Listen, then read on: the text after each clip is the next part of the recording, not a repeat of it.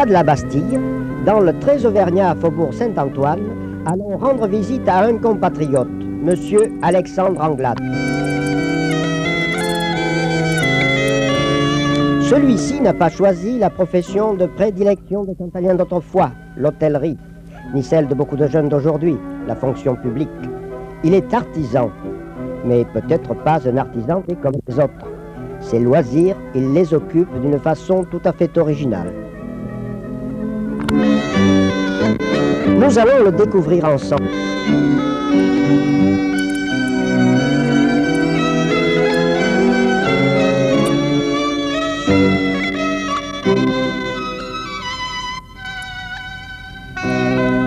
Monsieur Anglade, qu'est-ce qui vous a incité à choisir ce métier? Quand j'étais jeune, j'ai eu la polio, alors j'ai appris ce métier-là. Et vous avez aimé votre métier? Oui, et je l'aime de plus en plus, que maintenant nous sommes de plus en plus rares. Les cordonniers se comptent sur la place de Paris, et le travail du cuir me plaît.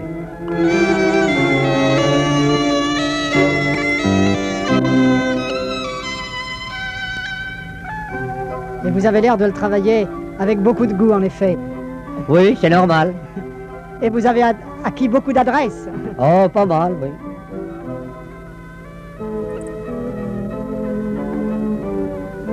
C'est un métier qui est un métier de liberté, au fond. Oui, c'est un métier de liberté. En plus de ça, on voit beaucoup de monde. Ah oui? Votre clientèle est très fidèle? Oh oui, j'ai une bonne clientèle attitrée. Vous voyez surtout des femmes, sans doute? Environ 60%. Oui? Ah, beaucoup d'hommes viennent aussi? Ah, beaucoup, et de jeunes gens. Ah oui.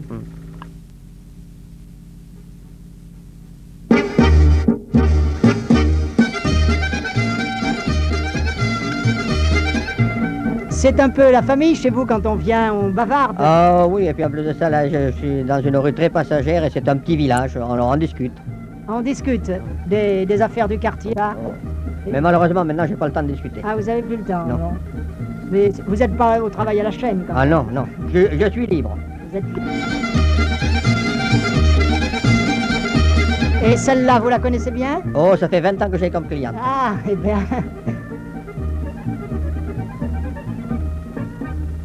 Et combien réparez-vous par an de paires de souliers? Oh, alors, jamais je les ai comptés, jamais je pourrais les compter. Vous pourriez pas? Non, non, non.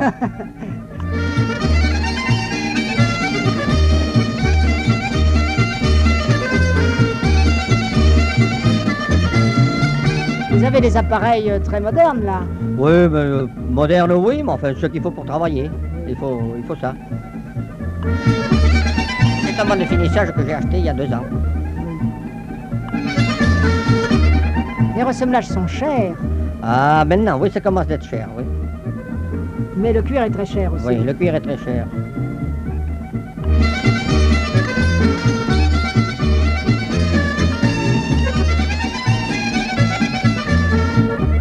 Et le travail vous laisse tout le temps de rêver? Ah oui, même de temps en temps, je sifflote une vieille chanson du pays.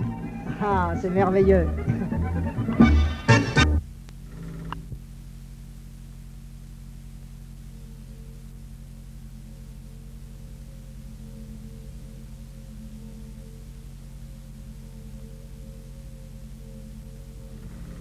Vous êtes de Radour? Ah oui, à 2 km 500, Uriac exactement.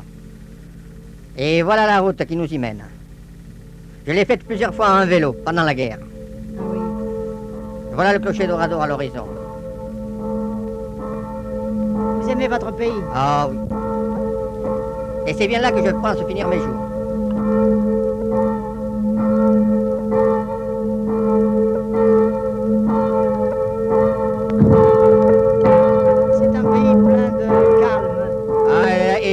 Tranquillité, après un an passé à Paris. Il y a un air si pur. Ah oui, qui n'est pas encore pollué.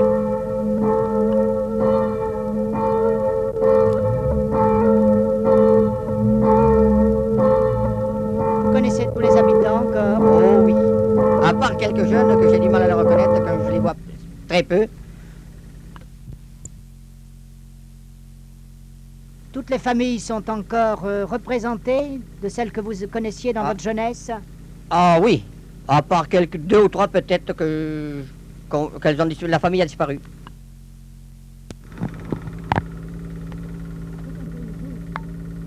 C'est un pays rude, hein? Pour un étranger, mais pas pour un enfant du pays qui est né là et il a l'habitude des hivers rigoureux. Oui, et puis il aime les hauts plateaux, hein? Exactement, oui, oui, oui.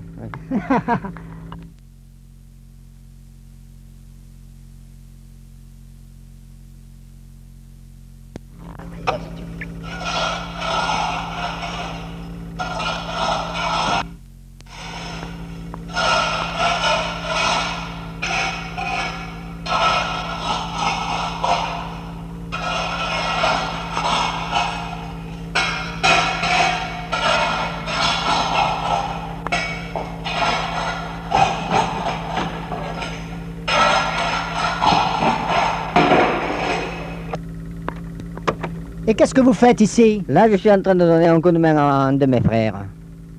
Vous pouvez pas vous passer Non. de travailler. Non, et puis en plus de ça m'occupe.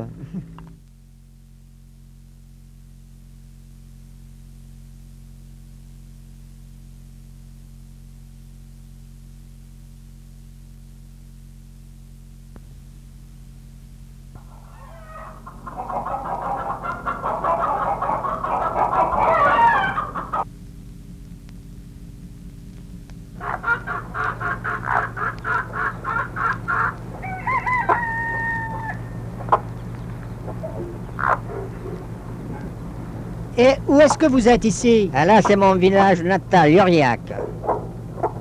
Vous êtes né Ah, là? c'est ma maison où je suis né.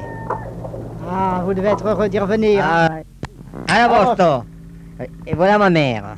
Et l'ancien trésorier d'Orador, Marcel Alvarez, qui m'a cédé la place. Et mon frère Pierre, qui fait la ferme, actuellement. Votre frère Pierre, où est-il? Ah, le voilà, avec la casquette, là. C'est bien du pays. Mais dites, vous êtes le trésorier de l'amicale d'Oradour à Paris? Oui, depuis 5 ans. Depuis 5 ans. Il y a combien d'adhérents? Environ 200.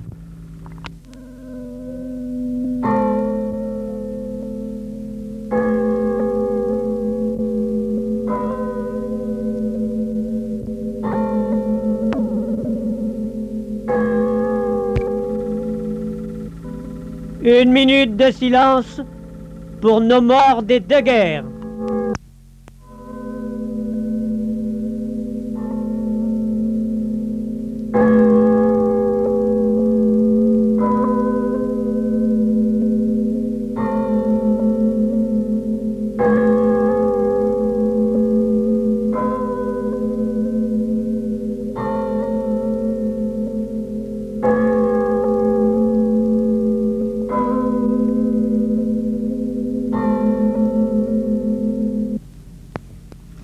Et qui est celui-là? C'est Marcel Alvarez qui se rend au banquet des anciens combattants et de l'amicale d'Orador.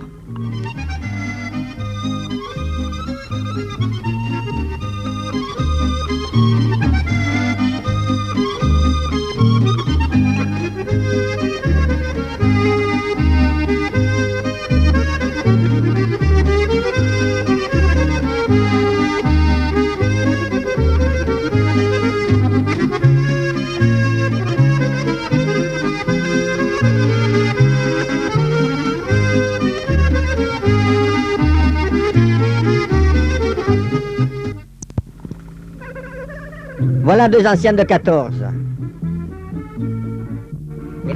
En quittant ton village, tu voulais conquérir Paris. Tu avais du courage et la chance un jour t'a souri. Tu n'as pas fait naufrage dans la tempête de la vie, mais au fond de ton cœur tu caches avec douceur le regret du pays.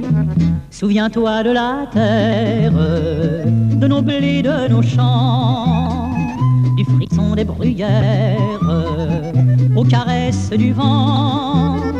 Revois notre rivière, dessous les châtaigniers, et retrouve le goût du bon pain de chez nous, la tendresse du temps.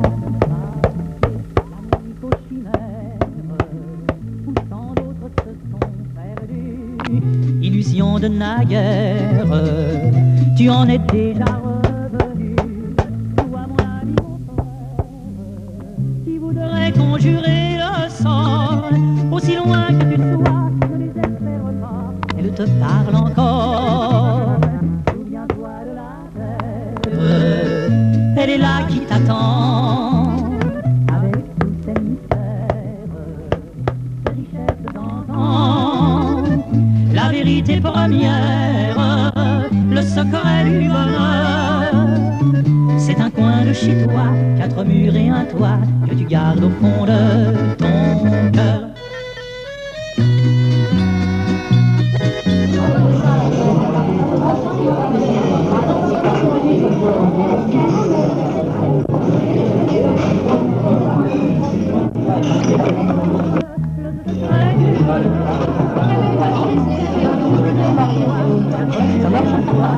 Garde au fond de ton cœur. Et où sommes-nous ici? Dans les salons Vianney où nous faisons notre banquet annuel.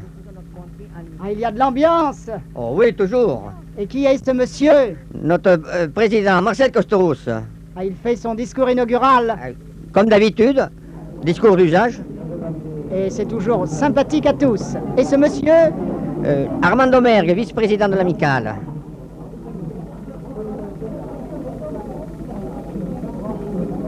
Il est de Radour. De Sanègre même. Et vous-même, voilà, vous faites votre métier de trésorier. Et il faut bien ramasser l'argent.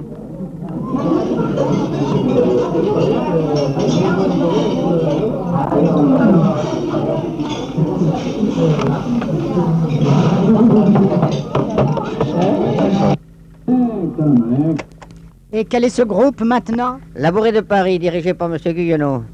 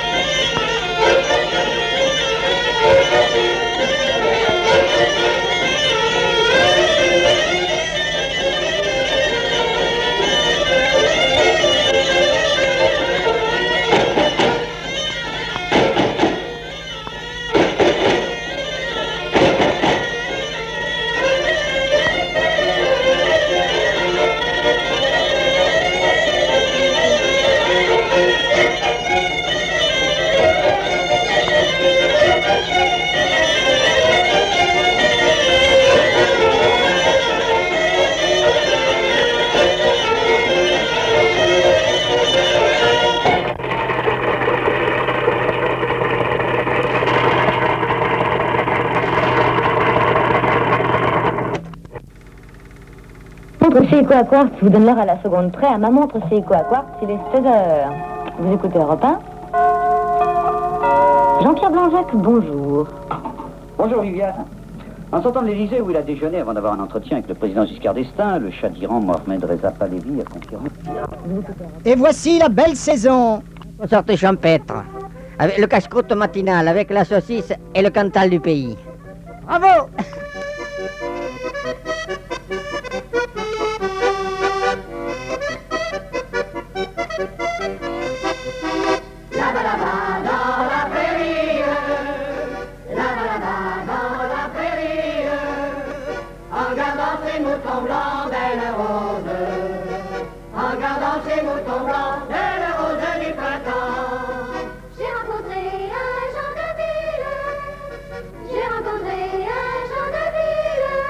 Et dans quelle région êtes-vous ici? Aux environs de Château-Thierry.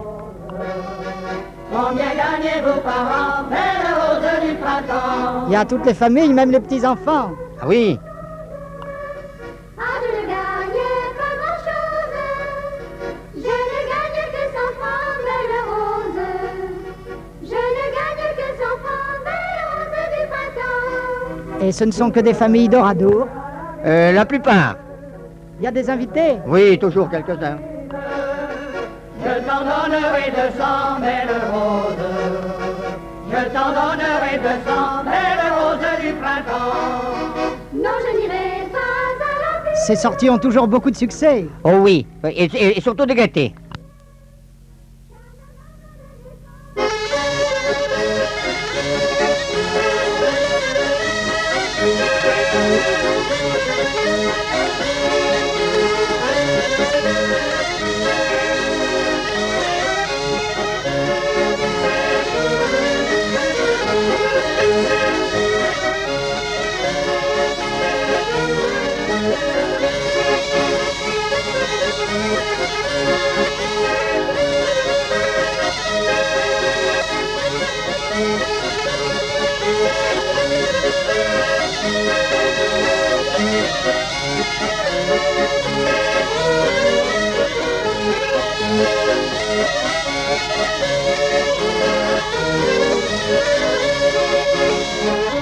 Et où êtes-vous ici?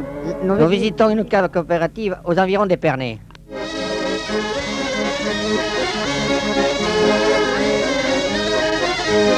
Et c'est encore un banquet. Oui, c'est le repas de la sortie. Et je suis en train avec mon cousin de ramasser de l'argent là. Toujours.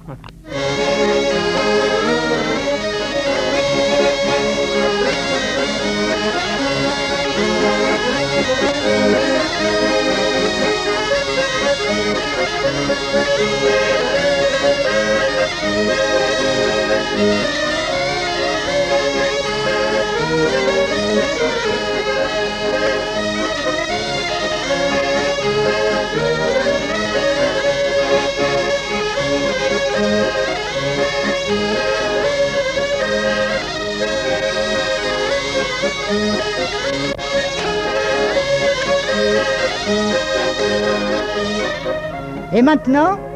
Là, nous sommes sur un terrain de sport en train de faire une partie de quilles ou aux boules.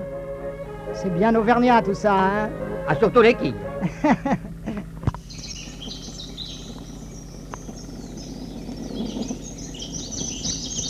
Et puis c'est beau ce jour-là, hein? Un temps magnifique.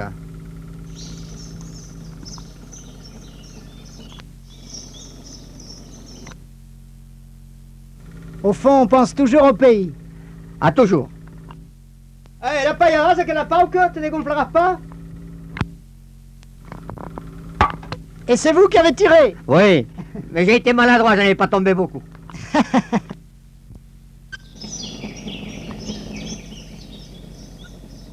Ça, c'est la pétanque. Oui.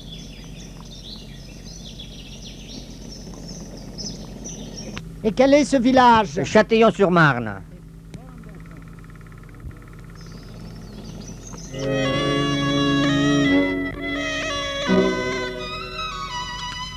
Et cette statue là-haut qui domine? C'est la statue de pape Urbain II qui a prêché la première croisade à Clermont, Auvergne. Ah oui. Et je me souviens qu'il est passé à Saint-Flour consacrer la cathédrale. Je ne sais plus quel humoriste a prétendu que dans quelques générations, l'homme, adorateur de Sa Majesté l'automobile, allait naître sans jambes. Hélas, cet Homo automobilicus n'aura donc plus besoin de souliers ni de cordonniers. En attendant ce jour funeste, si jamais il vient, souhaitons longue vie et prospérité aux cordonniers. Peut-être ne feront-ils pas retentir leur quartier de chansons comme le savetier de la fable, mais qu'à l'ère de l'ordinateur, ils continuent à accueillir avec beaucoup d'urbanité leur clientèle, qu'ils sachent prendre le temps de vivre, de sourire, de parler, et qu'il n'ait jamais un chronomètre à la place du cœur.